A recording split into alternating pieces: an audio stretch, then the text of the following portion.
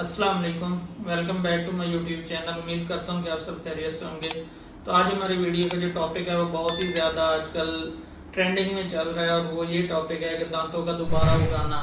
इस पे काफ़ी ज़्यादा रिसर्चेस चल रही हैं जापान के अंदर, और इस पे आजकल काफ़ी ज़्यादा मीडिया पे भी इसको कवरेज मिल रही है और काफ़ी इन्फ्लुएंसर्स भी इस पे वीडियोस बना रहे हैं कि अब डेंटिस्ट का काम बंद हो जाएगा और क्या ये वाकई मुमकिन है, और क्या वाकई डेंटिस्ट का काम इसके बाद बंद हो जाएगा और ये कब तक मार्केट में अवेलेबल होगा और इसकी क्या ये सच्चाई है या ये सिर्फ खबरें ही हैं। इस पे हमने पहले भी 2 वीडियोस बनाई हुई हैं, इसकी प्रॉपर उसमें अपडेट्स दी हुई हैं, और दूसरा इसका जो मैकेनिज्म है ये कैसे काम करेगा और ये क्या ये मुमकिन भी है या नहीं है, वो सारा कुछ हमने डिटेल में एक्सप्लेन किया हुआ है।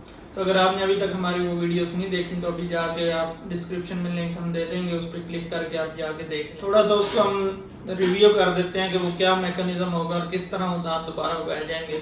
इसके लिए जो सिंपल एक मैकेनिज्म है वो ये है कि हमारी बॉडी के अंदर एक प्रोटीन होती है जिसका नाम USAG1 प्रोटीन है।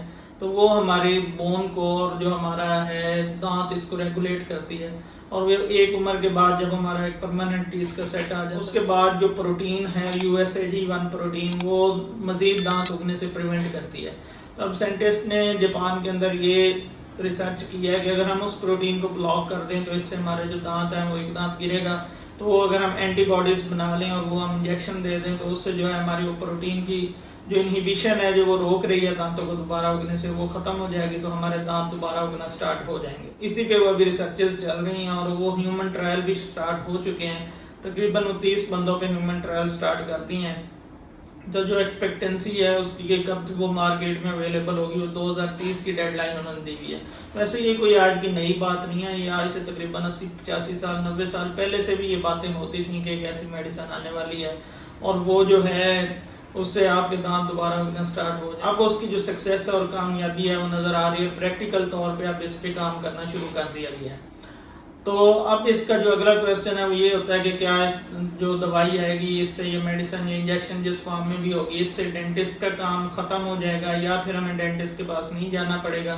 तो इसका जो क्लियर कट आंसर है वो ये है कि कभी भी आपका डॉक्टर का काम जो रिसर्चेज आती हैं या उसमें जो एडवांसमेंट्स होती हैं उससे आपका डॉक्टर का काम खत्म नहीं होता, बल्कि डॉक्टर के लिए एक डायग्नोसिस में ट्रीटमेंट प्लानिंग में ईज हो जाता है, आसानी हो जाती है। अब देखें ना, आप डेंटल इम्प्लांट्स जब आए थे तब भी यही होता था कि अब दांत तो हर बंदा नया लगवा लेगा, तो पुराने दांतों को कौन करवाएगा ट्रीटमेंट और डेंटिस्ट का काम कम पड़ जाएगा या खत्म हो जाएगा। हालांकि जो डेंटल इम्प्लांट की इंडस्ट्री है वो $5 बिलियन तक ग्रो कर गई और उससे जो है डेंटिस्ट के काम खत्म नहीं हुआ बल्कि डेंटिस्ट का काम और बढ़ गया और एडवांसमेंट की तरफ चला गया।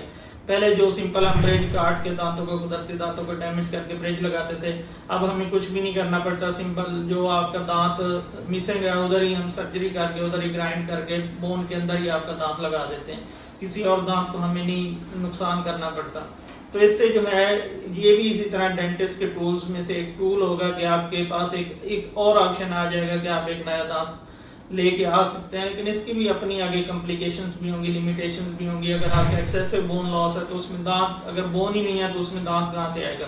फॉर एग्जांपल आप डायबिटिक हैं और उसकी आपका बोन लॉस और सारे टीथ जो हैं वो गिर चुके हैं, तो आप बोन तो आपकी है नहीं, तो उसमें जितने मर्जी इंजेक्शन लगाते जाएं वो दांत कहाँ पे आएंगे आपके। या फिर आपको कोई ऑटोइम्यून डिजीज है, जिस तरह कोई आपकी ऐसी डिजीज जो आपके इम्यून सिस्टम को कमजोर कर रही है, तो इससे जो आपका वो इंजेक्शन होगा वो एक फॉरेन बॉडी के तौर पे एक्ट करेगा और आपके दांत उससे भी वो आपकी बॉडी उसके खिलाफ रिस्पॉन्स करेगी और आपको वो इंजेक्शन आपके अंदर सक्सेसफुल नहीं होगा और भी इसकी मल्टीपल कॉम्प्लिकेशंस होंगी। अभी ये ह्यूमन ट्रायल स्टार्ट हुए हैं, तो ये मार्केट में आते आते इसकी जो कॉस्ट है और इसकी अवेलेबिलिटी वो भी काफ़ी ज़्यादा शुरू में इस चीज़ पे असर डालेगी, क्या वो आम आदमी तक एक्सेसिबल भी होगी या नहीं होगी मेडिसिन। तो ये सारी चीज़ें जो हैं जब तक वो मार्केट में अवेलेबल नहीं होती तब तक हम ये नहीं बता। दूसरा जो इसका जो मेन चीज़ है वो ये है कि इसका स्कोप क्या होगा, इससे सारे दांत आपके उग सकेंगे या कुछ स्पेसिफिक। इसमें जो अभी रिसर्च चल रही है वो ये है कि ज़्यादा फोकस किया जा रहा है कि जो मोलर्स हैं आपके जो दाढ़े हैं उनके ऊपर हम पहले इस ट्रीटमेंट को अप्लाई करें। तो चबाने में और फंक्शन में काम होता है वो आपके मोलर्स का होता है, तो इससे आपके मोलर्स आ जाएंगे, मे बी आपका कंप्लीट जो आर्च है वो ना आए।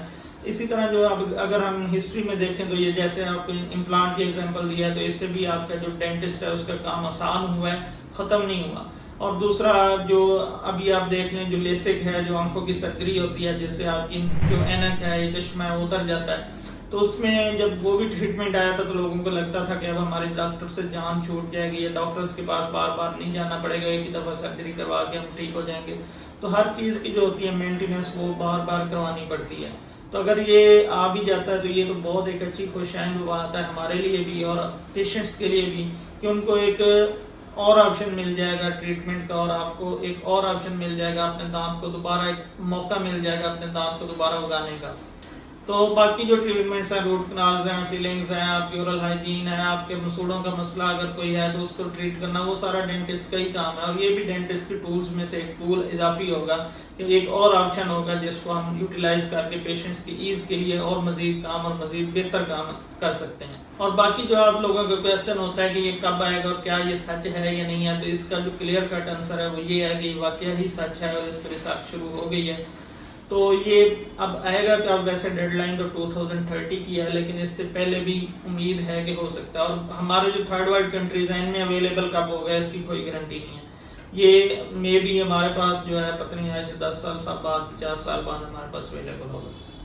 تو آج کے لیے اتنا ہی. امید کرتا ہوں کہ آپ کو یہ ویڈیو انفارمیٹیو لگی ہوگی. اگر آپ کو یہ ویڈیو پسند آئی ہے اور آپ کو اس سے کچھ نالج ملا ہے تو ہمارے چینل کو سبسکرائب کر لیں اور ویڈیو کو لائک کریں اور اپنے فرینڈز اور فیملی ممبرس کے ساتھ اس خوشخبری کو شیئر کریں. اللہ حافظ.